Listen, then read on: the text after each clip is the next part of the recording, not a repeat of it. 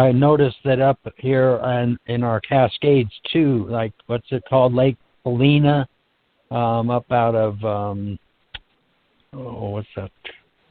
That I was going around the other side of the big lake up there, and that's Newberry Crater, and I was wondering what was going on because the lake was steaming over on that other side, and I stuck my hand in the water and it was hot, and that crater has a small river, big stream coming out of it constantly, way up high.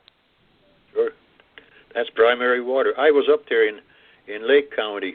I'm trying to think of the name of the town now. Last year, where they had drilled a couple of wells. One of them was drilled, I believe, in '62. That is flowing artesian, roughly 1,000 gallons a minute. Since '62, and it flows, and then flows so far, and then goes right back into another fault that takes it away, and it probably ends up in the ocean somewhere. Yeah, I was just thinking about how I heard that Russia put I guess you call it a well, down 7 miles.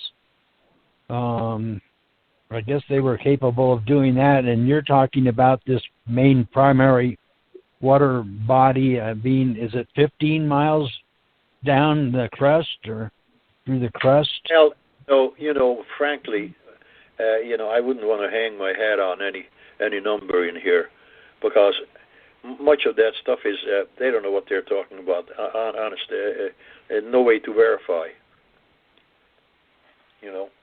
I do know that there are some major water additions to the oceans all the time. I mean, the planet that we are on is expanding in size, in volume, as these gases turn into water. And there is no help there. I mean, talk about the oceans rising, and that goes really for some of these theories of why the global warming. I mean, let's get real here. Everybody's watching these Hawaiian volcanoes spilling in the ocean, and sizzling away with that super steam. I mean, that sure as heck couldn't be cooling the planet now, could it? No, it doesn't sound like it. Now, what about the other volcanoes that are going off as we speak at great depths, maybe even under the North Pole? Yeah. Now, how are we going to stop that? I don't think anytime soon. Yeah. Instead of trying to figure out how to do all kinds of stupid stuff, we should try to figure out how to anticipate this warming period, and what are we going to do when we get there, if we can even measure. I mean, that could stop. Presently, the Ring of Fire, they refer to this Ring of Fire as the coastal areas from starting with South America, Chile, all the way up, makes the bend around Alaska, and then those volcanoes. I mean, look at Kamchatka and some of those other islands. They have active volcanoes there. So don't you suppose maybe a little farther eastward and underneath the pole, some of these are going off even now, like many of these atolls that are now up. They went off who knows when, and then slowly were uplifted. Like the Marshall Islands. I did visit the Marshall Islands. Over there, too, you have fresh water, but only on the rim. And you've got to get through that coral and keep the salt water out, and then you can tie into some drinking water. But, you have all kinds of things happening in here, but the Ring of Fire is all of a sudden get pretty active. And then what the scientists are talking about, too, is the poles shift. In other words, the magnetic north is supposed to only shift 5% a century, and now they're talking about it's shifting 5% every 10 years. Wow! Now what's going to happen because it's losing the gravity, the ability to hold things together. That is. I hear your dog in the background. Yeah. The postman walking by, and the dog doesn't like the postman. we have very serious stuff going on with our water on the Earth, the surface right now. As you know, that Fukushima is still dumping massive poison into our ocean over there, and nobody on Earth seems to be getting together to contain it. So that's one of the big stuff that they could do something about instead of pontificating on how to reduce. I mean, it would almost seem to me that they are trying to sell air, by saying that, okay, you have this many cars, you're putting out this many carbons, and then cow farts and all this kind of stuff. I mean, these people are not normal. They ought to be working on how to get decent drinking water to people and contain the screw-ups that we already had. Fukushima definitely should be top on the list because we have the know-how. Yeah. Just like drilling, what we have gone through in the business of drilling in the last 50 years is phenomenal. When I got into the business, as it were, we had quite a few pounding rigs yet. We didn't have,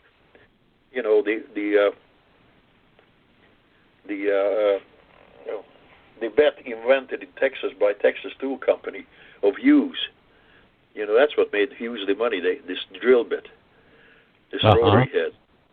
Before that, we just have to build those big towers up as high as possible and then dropped steel down and then shattered and then mucked. Boy, that took a while to do. Yeah. Now, anyway, that's just revolutionized drilling. I mean, we have the technology, but some of these people, I don't know what they use. Well, the kids are not taught to think anymore.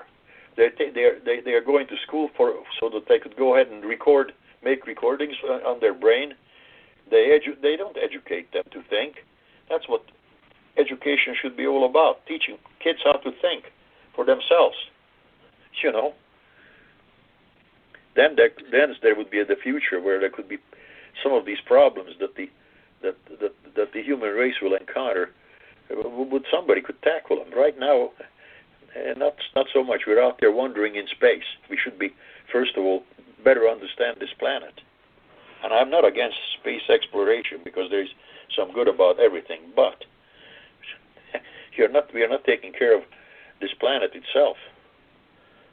With all the garbage and all the other problems. Like, fine, all this crap you're throwing in the oceans, this plastic. I mean, these are the problems that should be tackled first.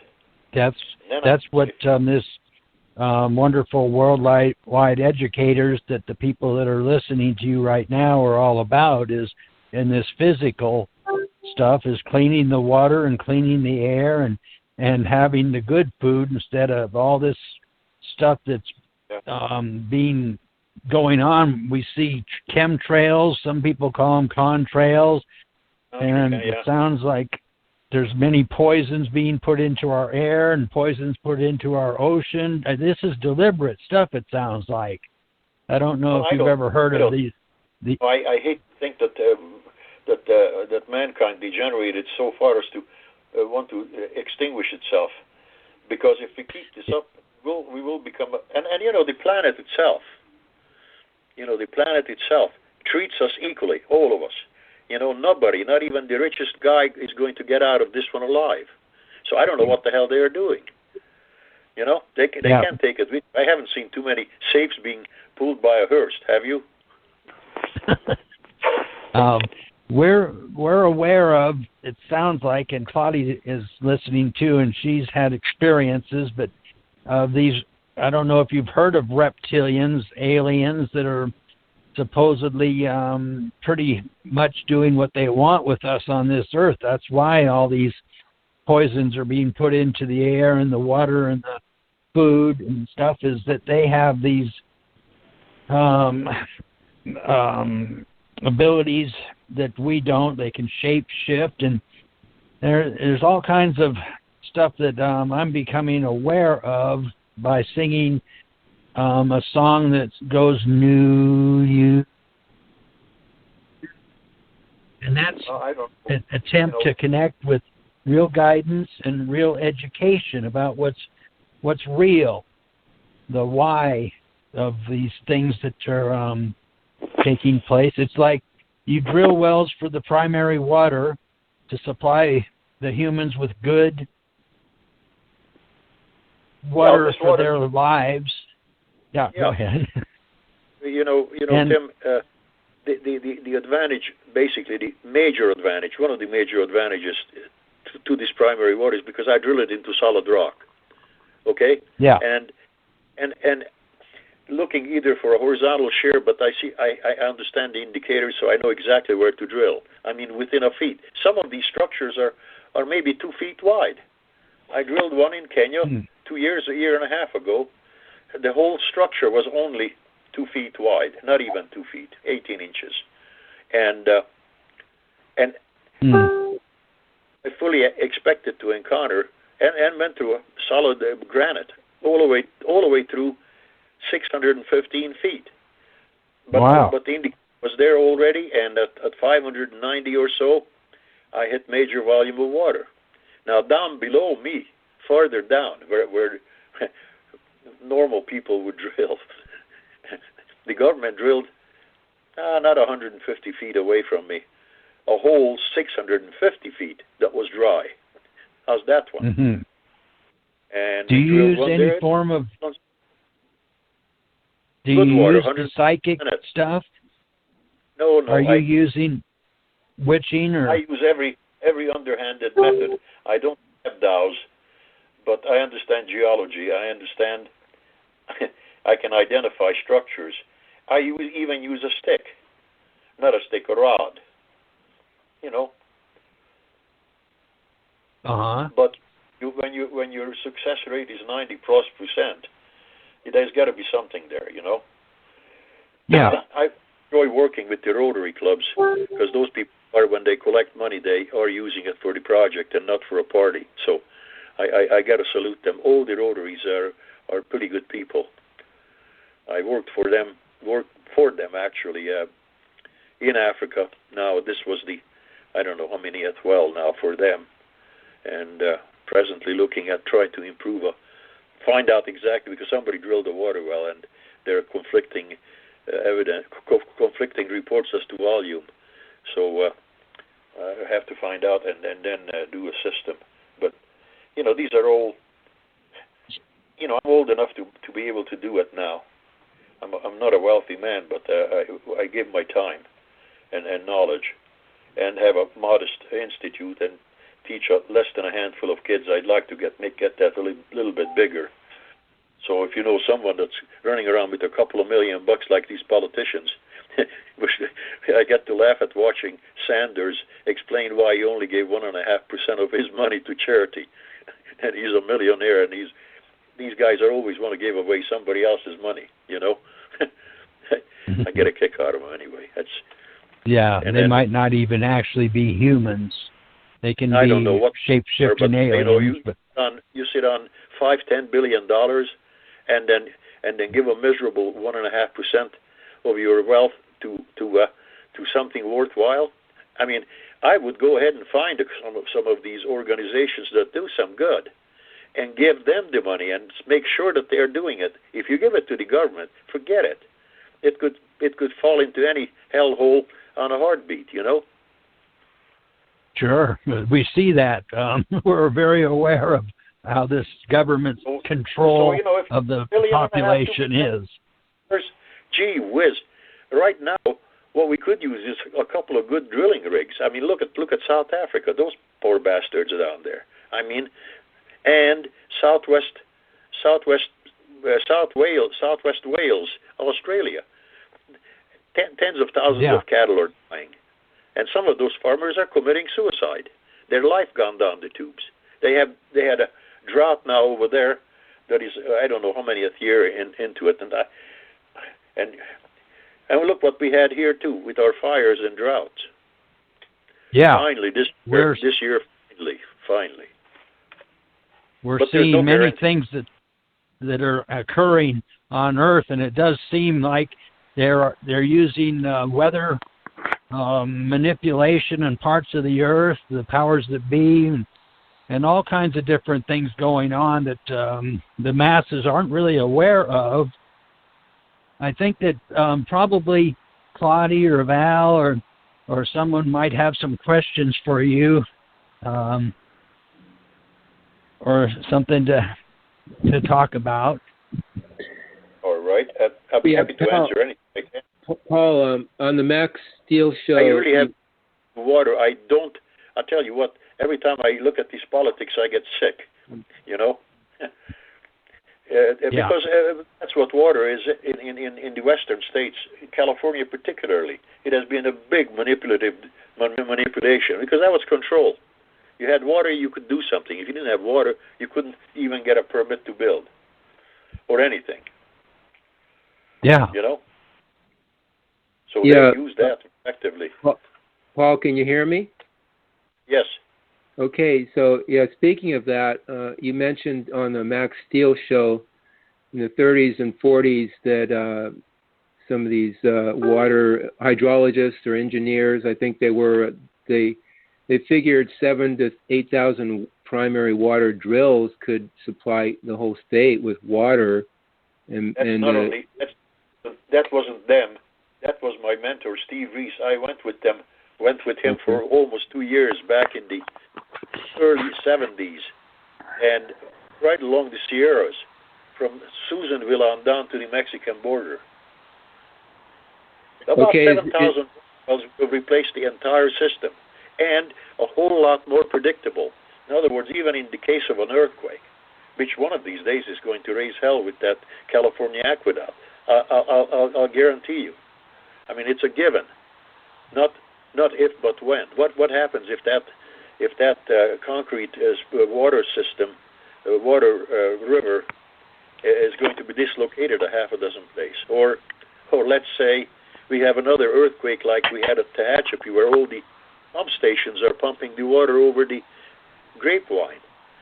That goes. In '53, that was wiped out. Even the prisoner escaped. I mean, it's going to happen. Now, if we had 7,000-8,000 wells, if we had an earthquake, not all of them, some would get knocked out, no doubt about it, but not all of our eggs would get squished. That's the whole point. So how would the delivery system look like with these 8,000 wells? Well, you surely wouldn't have one single pipe with which to deliver. In other words, so far apart, you would have each well take care of a certain area. The distribution system is already there. In other words, the plumbing is already there, except that it's sucking out of these reservoirs now that are open. And really, they are open to even radioactive fallout. What would happen? There's another thing, too.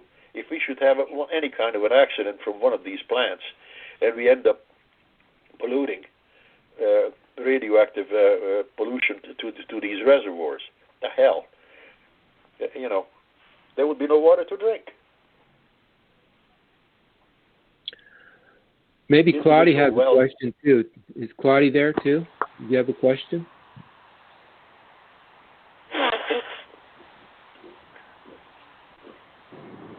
Yes, please. Thank you so much. I was speaking on mute.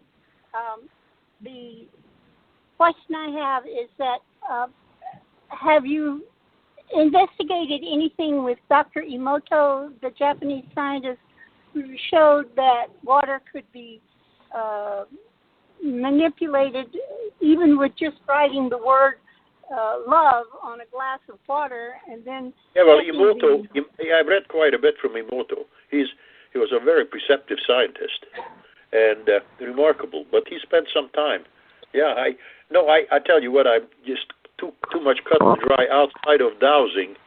I don't map dows, but I do take a rod out there basically to verify something that I can already see and the minerals that I look at. There are many what they call many instruments for ground survey, and they kind of use the concept as like a sonar device. The rate of sound penetration will, because I knew I knew the guy that actually started making those back in the 70s. He was Steve Riess's good friend, a guy named Bickle, Dr. Bickle. He was a rocket scientist, but I used to carry the instruments around for those guys. And yeah, they would measure the rate of penetration, sound, etc. And then from that, there would be a printout and you would identify. But nothing extrasensory type stuff, although whatever works, you know? Exactly. We in the new presentation group are very, very focused on helping our planet survive, even though there are many people who are destroying it as we speak. One of the things is that I personally feel a sentient awareness with the planet itself, so that we can work together, those who are interested in saving Mother Earth from the destructive practices of, I guess you could say, politicians, businessmen, whatever. Those who do not we have some really, really thoughtless people. But, you know, I would recommend to you and the listeners to read a little more material regarding water. And because water is one of the most important elements, if not next to air and life. You know? I say water is one of the most important elements. There is a book that was written by a guy named Michael Saltzman, and the title of it is New Water for a Thirsty World. And this book is very old. I knew Michael Saltzman, and even the guy that did the foreword, and his name was Aldous Huxley. These guys are all dead now. I'm beginning to, beginning to feel like the last of the Mohicans.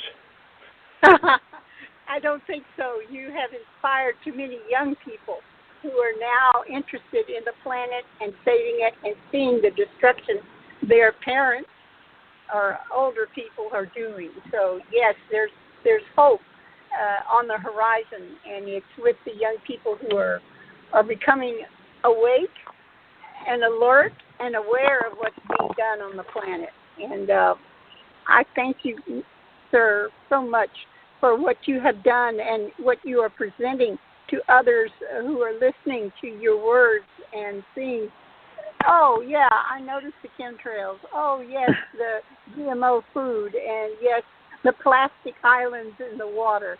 Oh, my goodness, there's so much to be done just to save our planet. And we don't have anywhere else to go. This is it. Nope. This is our home. And if we destroy our home, we're homeless. It is amazing. It is amazing that nobody seems to understand that we are all related. We are all come from this planet.